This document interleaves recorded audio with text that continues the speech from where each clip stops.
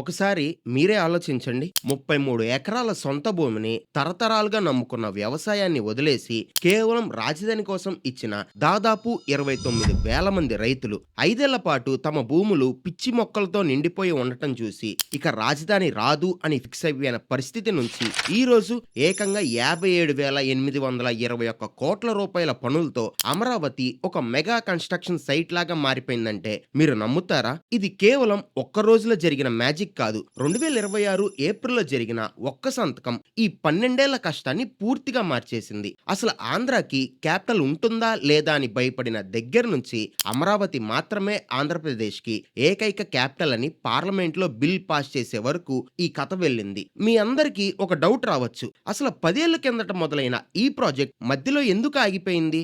5 ఏళ్ల పాటు ఎందుకు గోస్ట్ సిటీలా మారింది? మళ్ళీ ఇప్పుడు సడన్ గా ఇంత స్పీడ్ గా ఎలా ముందలకి వెళ్తుందని అసలు ఈ కథ ఎక్కడ మొదలైంది? 2014 స్టేట్ డివిజన్ తరువాత మనకి ఎదురైన సిచ్యువేషన్ ఏంటి అనేది మనం పాయింట్ టు పాయింట్ మాట్లాడుకుందాం. మనం ఒకసారి ఫ్లాష్ బ్యాక్ లోకి వెళ్తే 2014 మార్చి 1న ఏపీ రీఆర్గనైజేషన్ యాక్ట్ పాస్ అయ్యి 2014 జూన్ 2న రాష్ట్రం విడిపోయినప్పుడు మనకి ఎదురైన అతిపెద్ద సమస్య రాజధాని. తెలంగాణకి హైదరాబాద్ రాజధానిగా వెళ్లిపోవడం, ఆంధ్రప్రదేశ్ కి ఒక సెంట్రల్ అడ్రస్ లేకుండా పోయింది. అప్పట్లో రాసిన చట్టం ప్రకారం హైదరాబాద్ ని 10 ఏళ్ల పాటు ఉమ్మడి రాజధానిగా ఉంచారు. అంటే 2014 జూన్ 2 నుంచి 2024 జూన్ 2 వరకు మాత్రమే హైదరాబాద్ మీద ఏపీకి చట్టపరంగా హక్కు ఉంది. ఆ తరువాత ఏపీకి ఖచ్చితంగా సొంత రాజధాని ఉండాల్సిందే. 10 ఏళ్లు కదా అని సరిపెట్టుకోవడానికి లేదు. ఎందుకంటే ఒక రాష్ట్రం నడవాలంటే ఒక సెక్రటేరియట్, ఒక అసెంబ్లీ, ఒక హైకోర్టు, మొత్తం గవర్నమెంట్ బ్యూరోక్రసీ అంతా ఒకే చోటు ఉండాలి. అందుకే మనకంటూ ఒక సొంత రాజధాని కట్టుకోవాల్సిన అవసరం అత్యవసరంగా మారింది. 10 ఏళ్ల డెడ్ లైన్ తరువాత హైదరాబాద్ తో మనకి అఫీషియల్ గా రాజధాని సంబంధం ముగిసిపోతుంది. కాబట్టి 2014 తర్వాత వచ్చిన గవర్నమెంట్ కి తక్షణమే ఒక కొత్త సిటీని నిర్మించాల్సిన భారీ బాధ్యత పడింది. ఆ కొత్త రాజధాని ఎక్కడ కట్టాలి అనే డెసిషన్ వచ్చినప్పుడు 2015 టైంలో అప్పటి ముఖ్యమంత్రి నారా చంద్రబాబు నాయుడు గారు అమరావతిని గ్రీన్ ఫీల్డ్ రాజధానిగా సెలెక్ట్ చేశారు. దానికి ముఖ్యమైన కారణాలు ఉన్నాయి. గుంటూరు జిల్లాలో ఉన్న ఈ లొకేషన్ కృష్ణా నది ఒడ్డున ఉండటం వల్ల సిటీకి ఫ్యూచర్ లో వాటర్ ప్రాబ్లం రాదు. అలాగే విజయవాడకి మంగళగిరి, తాడేపల్లి అర్బన్ కారిడార్ కి పక్కనే ఉండటం వల్ల అప్పటికే ఉన్న రోడ్లు, ఇన్ఫ్రాస్ట్రక్చర్ బాగా హెల్ప్ అవుతాయి. కోస్టల్ ఆంధ్రాకి సెంటర్ లో ఉండటం, నేషనల్ హైవే 16, రైల్వే లైన్స్ అన్ని దగ్గరగా ఉండటంతో ఇక్కడ క్యాపిటల్ పెడితే ఇన్వెస్ట్మెంట్స్ వస్తాయి, కనెక్టివిటీ బాగుంటుందని డిసైడ్ చేశారు. అయితే ఒక సిటీని జీరో నుంచి కట్టాలంటే 1000 ఎకరాల భూమి కావాలి. కానీ గవర్నమెంట్ దగ్గర అంత ల్యాండ్ లేదు. వేరే రాష్ట్రాల్లో లాగా బలవంతంగా భూసేకరణ చేస్తే కేసులు, గొడవలు వస్తాయని ల్యాండ్ పూలింగ్ స్కీమ్ అనే ఒక కొత్త సిస్టమ్ ని తెచ్చారు. ఈ విధానం ద్వారా రైతులు తమ ఇష్టపూర్వకంగా భూమిని గవర్నమెంట్ కి ఇస్తే వాళ్ళకి ఆ భూమిలో కొంత భాగాన్ని డెవలప్ చేసి తిరిగి ఇచ్చేలా ప్లాన్ చేశారు. ఈ ల్యాండ్ పూలింగ్ కింద గుంటూరు, కృష్ణా జిల్లాలకు చెందిన సుమారు 28 నుంచి 29 గ్రామాల రైతులు ముందుకొచ్చారు. మీ అందరికీ ఒక విషయం చెప్పాలి. దాదాపు 29,000 నుంచి 29,700 మంది రైతులు, అందులో చాలా మంది తమ ప్రాణంగా చూసుకునే సారవంతమైన వ్యవసాయ భూములను ఏకంగా 33,000 ఎకరాల వరకు రాజధాని కోసం త్యాగం చేశారు. వాళ్ళిచ్చినవి మామూలు భూములు కాదు. చాలా వరకు ఇరిగేటెడ్ ల్యాండ్స్, బాగా పండేవి. రాజధాని వస్తే తమ పిల్లల భవిష్యత్తు బాగుంటుందని, సిటీ డెవలప్ అవుతుందని, అర్బన్ ఉద్యోగాలు వస్తాయనే నమ్మకంతో వాళ్ళు వ్యవసాయం మానేసి పశువులను అమ్మేసి తమ పాత జీవనాధారాన్ని పూర్తిగా వదులుకున్నారు. దానికి బదులుగా గవర్నమెంట్ వాళ్ళకి ఇచ్చిన భూమిలో సుమారు 22 నుంచి 25% వరకు డెవలప్ చేసిన రెసిడెన్షియల్, కమర్షియల్ ఫ్లాట్స్ తిరిగి ఇస్తామని చెప్పింది. అంతేకాకుండా 10 ఏళ్ల పాటు మెట్ట భూములకి ఎకరానికి 30,000, జరీబు భూములకి 50,000 ఇస్తూ దాన్ని ప్రతి ఏడాది 10% పెంచుతామని ప్రామిస్ చేశారు. కేవలం భూమి ఉన్న వాళ్ళకే కాకుండా భూమి లేని వ్యవసాయ కూలీలకు పెన్షన్లు, స్కిల్ ట్రైనింగ్ కూడా ఇస్తామని చెప్పారు. ఈ మధ్యనే 2026లో ఈ బెనిఫిట్స్ ని ఇంకా పెంచుతూ ల్యాండ్ పూలింగ్ లోకి కొత్తగా వచ్చే వాళ్ళకి ఎకరానికి 40,000 వరకు యాన్యుటీ, 1,50,000 వరకు ఫార్మ్ లోన్ వేవర్, అలాగే అద్దె సహాయం రెట్టింపు చేస్తూ నిర్ణయాలు తీసుకున్నారు. అలా అప్పట్లో ఆ రైతుల నమ్మకం మీదే ఈ 33,000 ఎకరాల ప్రాజెక్ట్ ని స్టార్ట్ చేశారు. చంద్రబాబు నాయుడు గారి ఒరిజినల్ విజన్ ఎలా ఉందంటే అమరావతిని ఒక సింగపూర్ సింగపూర్ స్టైల్ గ్రీన్‌ఫీల్డ్ క్యాపిటల్‌గా, ట్రాన్సిస్ట్ ఓరియెంటెడ్‌గా, underground power and drainage సిస్టమ్స్‌తో ఒక అద్భుతమైన సిటీని నిర్మించాలని కలలు కన్నారు. ఇందుకోసం యూకేకి చెందిన ఫాస్టర్ అండ్ పార్ట్నర్స్ లాంటి వరల్డ్ క్లాస్ ఆర్కిటెక్ట్స్‌ని తీసుకొచ్చి క్యాపిటల్ కాంప్లెక్స్‌ని డిజైన్ చేశారు. అందులో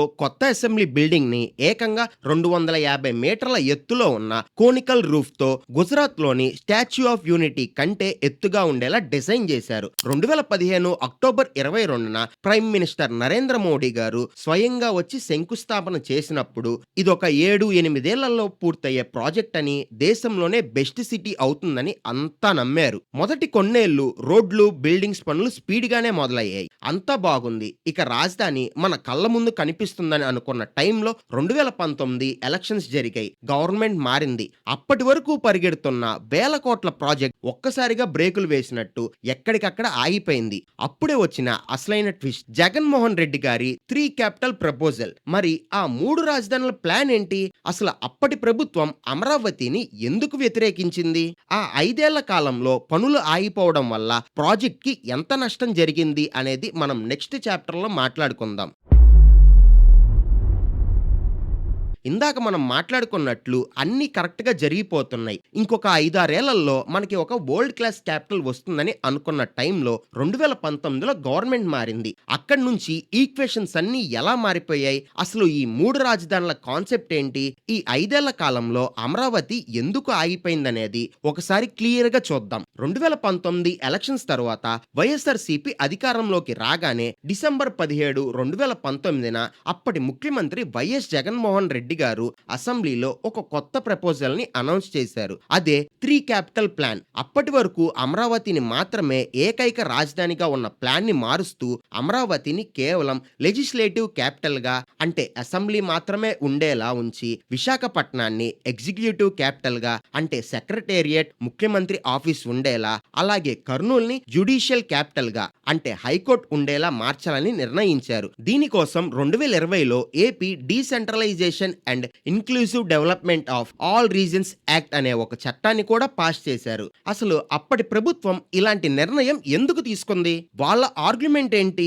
coastal Andhra, north coastal Rayalaseema లాంటి అన్ని ప్రాంతాలు సమానంగా డెవలప్ అవ్వాలంటే ఇలా అధికారిక వికేంద్రీకరణ, అంటే డీసెంట్రలైజేషన్ చేయడం ఒక్కటే మార్గమని చెప్పారు. దానికి తోడు కేవలం అమరావతిలోనే బేసిక్ ఇన్ఫ్రాస్ట్రక్చర్ కట్టడానికే దాదాపు 1,00,00,000 కోట్ల రూపాయలు అవుతుందని, అంత డబ్బు పెట్టి ఒకే నగరాన్ని నిర్మించడం రాష్ట్ర ఆర్థిక పరిస్థితికి కరెక్ట్ కాదని జగన్మోహన్ రెడ్డి గారు వాదించారు. కానీ దీనికి వ్యతిరేకంగా అమరావతి సపోర్టర్స్, అప్పటి ప్రతిపక్షం టీడీపీ వాళ్ళు గట్టిగా కౌంటర్ ఇచ్చారు. వాళ్ళ పాయింట్ ఏంటంటే ఒకే చోటు సెక్రటేరియట్, అసెంబ్లీ, హైకోర్టు ఉంటేనే పరిపాలన కరెక్ట్ గా నడుస్తుందని, ఇలా రాజధానిని ముక్కలుగా చేస్తే పరిపాలన కష్టమవుతుందని, అలాగే క్యాపిటల్స్ మారుస్తూ పోతే ఇన్వెస్టర్లకు నమ్మకం పోయి రాష్ట్రంలో ఎవ్వరూ రారని వాదించారు. దీన్ని పక్కన పెడితే గ్రౌండ్ లెవెల్లో 2019 నుంచి 2024 వరకు ఈ 5 ఇయర్స్ లో అమరావతి ప్రాజెక్ట్ కి ఒక పెద్ద బ్రేక్ పడింది. అప్పటి వరకు అక్కడ జరుగుతున్న కన్స్ట్రక్షన్ పనులు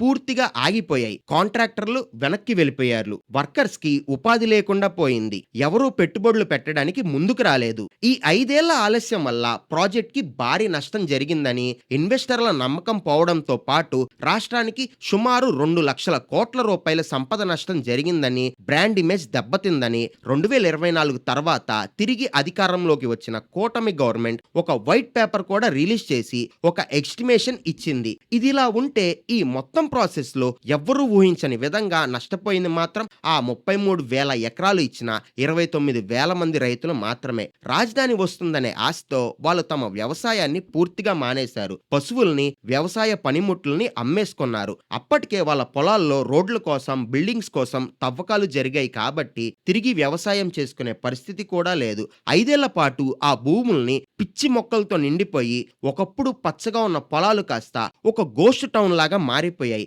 ల్యాండ్ ల్యాండ్ పూలింగ్ స్కీమ్ కింద తమకు వస్తాయనుకున్న డెవలప్డ్ ఫ్లాట్స్ వస్తాయో రావో అనే భయం మొదలైంది. ప్రభుత్వం ఇస్తామన్న అన్యూటీస్, పెన్షన్లు ఉన్నప్పటికీ తమ పిల్లల భవిష్యత్తు ఏమైపోతుందో అని వాళ్ళు మానసికంగా చాలా నలిగిపోయారు. తమ జీవనాధారాన్ని వదులుకొని రాష్ట్రం కోసం భూమిని ఇస్తే తమని ఇలా నడి రోడ్డు మీద వదిలేశారేంటి అని ఆ రైతులు, మహిళలు పెద్దెత్తున రోడ్డెక్కి నిరసనలు మొదలుపెట్టారు. అదే 2019 నుంచి 2024 వరకు జరిగిన సుదీర్ఘమైన అమరావతి రైతుల ఉద్యమం. ఇక అమరావతి కథ ముగిసిపోయింది. ఎవరికి వాళ్ళు సర్దుకోవాల్సిందే. రాజధాని విశాఖపట్నానికి వెళ్ళిపోవడం ఖాయమని అందరూ అనుకున్నారు. కానీ ఆ రైతులు కేవలం రోడ్ల మీద ధర్నాలు చేసి ఊరుకోలేదు. వాళ్ళు డైరెక్ట్ గా న్యాయ వ్యవస్థలను ఆశ్రయించారు. ఆ తర్వాత హైకోర్టులో వాళ్ళు వేసిన పిటిషన్లు, దానికి కోర్టు ఇచ్చిన తీర్పులు, ఆ వెంటనే సుప్రీంకోర్టుకు వెళ్లిన కేసు, ఇవన్నీ కలిసి ఆంధ్రప్రదేశ్ లో ఒక పెద్ద లీగల్ ఫైట్ ని స్టార్ట్ చేశాయి. అప్పటిదాకా రాజకీయ నాయకుల చేతిలో ఉన్న ఈ డెసిషన్ లోకి న్యాయ వ్యవస్థలు ఎంటర్ అయ్యి ఏం చెప్పాయో తెలిస్తే మీరు ఆశ్చర్యపోతారు. కోర్టులు ఎంటర్ అయ్యాక ఏం జరిగిందో ఇప్పుడు మాట్లాడుకుందాం. 2022 మార్చి 4న ఏపీ హైకోర్టు రాజధానిని 3 ముక్కలు చేయడానికి వీలు లేదు, అమరావతిని పాత మాస్టర్ ప్లాన్ ప్రకారమే కట్టాల్సిందని తీర్పు ఇచ్చింది. కానీ నవంబర్ 28, 2022న సుప్రీంకోర్టు ఈ ఆర్డర్ మీద స్టే ఇస్తూ కోర్టులు టౌన్ ప్లానర్స్ లాగా పని చేయలేవని చెప్పడంతో మళ్లీ క్లారిటీ లేకుండా పోయింది. అలా సాగుతున్న టైంలో 2024 ఎలక్షన్స్ రావడం, ఈసారి టీడీపీ జనసేన పవర్లోకి రావడంతో ఆగిపోయిన పనులు మళ్లీ స్టార్ట్ అయ్యాయి. కానీ ఇక్కడే ఎవరూ ఊహించని బిగ్గెస్ట్ ట్విస్ట్ 2026లో జరిగింది. 2026 ఏప్రిల్లో ఏపీ రీఆర్గనైజేషన్ అమెండ్మెంట్ యాక్ట్ ని పార్లమెంట్ లో పాస్ చేశారు. అలాగే ఏప్రిల్ 6-7 తేదీల్లో ప్రెసిడెంట్ ద్రౌపది ముర్ము గారు దీనిపై సంతకం కూడా చేశారు. దీనివల్ల ఏమైందంటే 2024 జూన్ 2 నుంచి అమరావతి మాత్రమే ఆంధ్రప్రదేశ్ కి ఏకైక శాశ్వత రాజధాని అని చట్టపరంగా ఒక లీగల్ స్టేటస్ వచ్చేసింది. దీంతో ఇప్పుడు అమరావతిలో ఏకంగా 57,821 కోట్ల రూపాయల విలువైన mega construction work full fledged గా జరుగుతున్నాయి. ఇందులో assembly, secretariat, high court, MLA, MLC towers పనులు ఉన్నాయి. అన్ని L&T, ఫాస్టర్ అండ్ పార్ట్నర్స్ లాంటి పెద్ద కంపెనీలు చేస్తున్నాయి. అలాగే రోడ్లు, డ్రైనేజీ, వాటర్ సప్లై, ICT కోసం కేబినెట్ 9,000 కోట్ల రూపాయల బడ్జెట్ ని అప్రూవ్ చేసింది. అయితే ఇదంతా స్మూత్ గా జరిగిపోతుంది అనుకోవడానికి లేదు. కొన్ని ఛాలెంజెస్ ఇంకా ఉన్నాయి. యాక్చువల్ గా జూన్ 2026 నాటికి 45% పనులు అవ్వాలి. కానీ కేవలం 18% అయ్యాయి. సైట్ లో 36,000 మంది లేబర్స్ కావాలి. కానీ 26,900 మంది మాత్రమే ఉన్నారు. ఇంకా 900 ఎకరాల వరకు ల్యాండ్ డిస్ప్యూట్స్, కొన్ని ఫ్లాట్లు రిజిస్ట్రేషన్ పెండింగ్ లో ఉన్నాయి. ఇన్ని అడ్డంకులు ఉన్నా సరే 2026 నుంచి 2028 మధ్యలో పనులు కంప్లీట్ చేసి 2028 ఆగస్ట్ కల్లా కోర్ క్యాపిటల్ ని ఓపెన్ చేసి ప్రైమ్ మినిస్టర్ మోదీ గారితో ఇనాగ్రేట్ చేయించాలని కూటమి ప్రభుత్వం టార్గెట్ పెట్టుకుంది. 2030 నాటికి ఒక ఫంక్షనింగ్ సిటీగా దీన్ని మార్చాలన్నది ప్లాన్. మరి మీ అభిప్రాయం ఏంటి? అమరావతి నిజంగా ఒక ప్రపంచ స్థాయి రాజధానిగా మారుతుందా, లేదా మళ్ళీ కాంట్రాక్టర్ల డిలేస్, ఫండ్స్ ప్రాబ్లమ్స్ వల్ల ఏమైనా ఆలస్యం అవుతుందని మీరు అనుకుంటున్నారా? కింద కమెంట్స్ లో చెప్పండి. అలాగే మన రియల్ టాక్స్ ఛానల్ ని సబ్స్క్రైబ్ చేసుకోండి. నెక్స్ట్ వీడియోలో కలుద్దాం. Bye bye.